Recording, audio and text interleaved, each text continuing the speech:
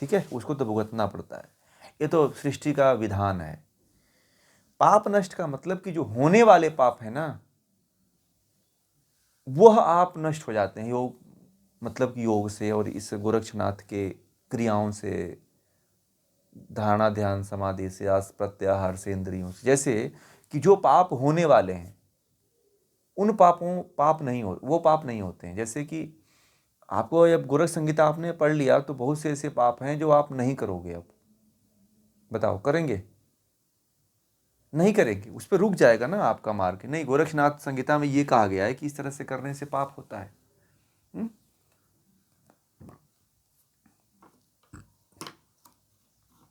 हाँ, रोक ले। जैसे कि प्राण क्या करता है, जैसे कि प्राण, अगर प्राण को यदि आपने कंट्रोल कर लिया तो विवेक बढ़ जाएगा आपका। ये प्राण से होता है। गोरक्षनाथ संगीता प्रैक्टिकल ये कहती है, प्रैक्टिकल इसका ऐसे पूरा होता है कि जैसे आपने प्राण को रोका, मन में एकाग्रता आई, एकाग्रता जैसे आई विवेक बढ़ गया।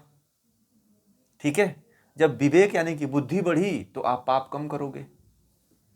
जब आप तामसिक गुण में रहोगे, मूढ़ता में जिसको कहते हैं, मूढ़ अवस्था में ज़्यादा रहोगे तो पाप ज़्यादा करोगे आप। ठीक है, और जब योग की क्रियाओं को जब अपने जीवन में आप ज़्यादा से ज़्यादा अभ्यास करोगे तो आप सात्विकता में जियोगे। व्यक्ति पाप सबसे अधिक कब, किस वृत्ति में करता है, किस गुण में? तामसिक और राजसिक गुण में। और योग करने वाला व्यक्ति, प्राणायाम करने वाला व्यक्ति जो होता है वह सात्विक गुणों में जीने लगता है, तो पाप कम करता है। जो पाप आपने कर दिया है ना, तो वो कम नहीं होगा, वो तो ज्यों के त्यों आपको भुगतना ही है उसको। उसमें कोई गनीमत नहीं है, ना उसमें कोई छूट दी जाएगी भाई। उसको तो एकदम परमात्मा कहता है कि इसको तो यदि भोगा है, तूने कर्म किया है तो तुझे वैसे के वैसे ही भोगना पड़ेगा। हाँ, जो होने वाले जी पाप, जिससे जिससे कि जो किसी को, किसी आत्मा, किसी निरीह को, किसी निर्दोष प्राणी को यदि आप सताते हो, मारते हो, बुरी दृष्टि से देखते हो, गलत दृष्टि से देखते हो, कई तरह का पाप होता है, हजारों तरह के पाप होते हैं, एक तरह के पाप नहीं होते हैं। किसी को हिंसा भी करते हो, किसी के प्रति गाली भी देते हो, किसी के प्रति बुरा सोचते हो, किसी को क्रोध करते हो, किसी से ईर्ष्या करते हो, तो सब पाप है ये। जो 6 शत्रु हैं, 6 शत्रुओं के द्वारा जो कार्य किए जाते हैं वो पाप हैं। क्लेशों के दो जो पंच क्लेश हैं वो यदि आपके भीतर है तो पाप है। अविद्या में यदि आप कोई भी कर्म करते हो तो वो पाप है। ठीक है, आपको ज्ञान नहीं है। ठीक है, ये ज्ञान नहीं है और अज्ञानता में आप पाप करते, कोई कर्म करते हो तो वो भी पाप है। ठीक है, अब और दूसरी चीज क्या है कि यदि आप मान लो कि जान करके भी कोई कार्य कर रहे हो तो वो पाप है। जानते हो कि ये काम, मान लीजिए कि आप जानते हो कि ये काम करना, झूठ बोलना पाप है, आपको पता है, फिर भी आप झूठ बोलते हो तो परमात्मा उसका दुगना आपको दंड देता है। नहीं जानते थे तो ठीक था, परंतु अब जान गए हो, उसको भी उतना ही पाप लगेगा। ठीक है, उसको भी उतना ही पाप लगेगा। ऐसा नहीं है कि उसको पाप नहीं लगेगा, पाप तो उसको भी लगेगा, क्योंकि परमात्मा ने यदि उसको जन्म दिया है तो उसका कर्तव्य है कि वो ज्ञान को प्राप्त करे।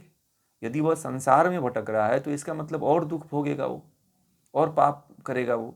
क्योंकि जब संसार में व्यक्ति जीने लगता है तो राजसिक, रजोगुण में ज़्यादा जीता है, तमोगुण में ज़्यादा जीता है, और रजो और तमोगुण में जो जीता है वो पाप ही करता है।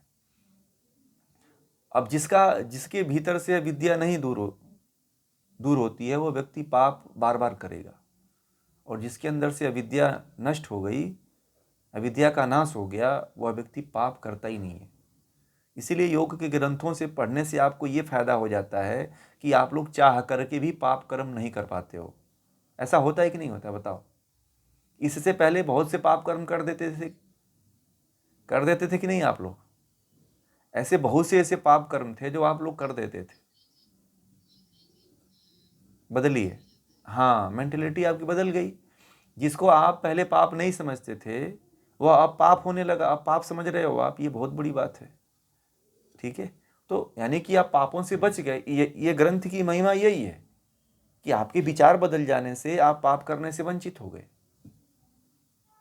पाप नहीं कर पाए, नहीं तो यह पाप आपके जीवन में प्लस पॉइंट हो जाता और आपके जीवन को नष्ट भी कर देता।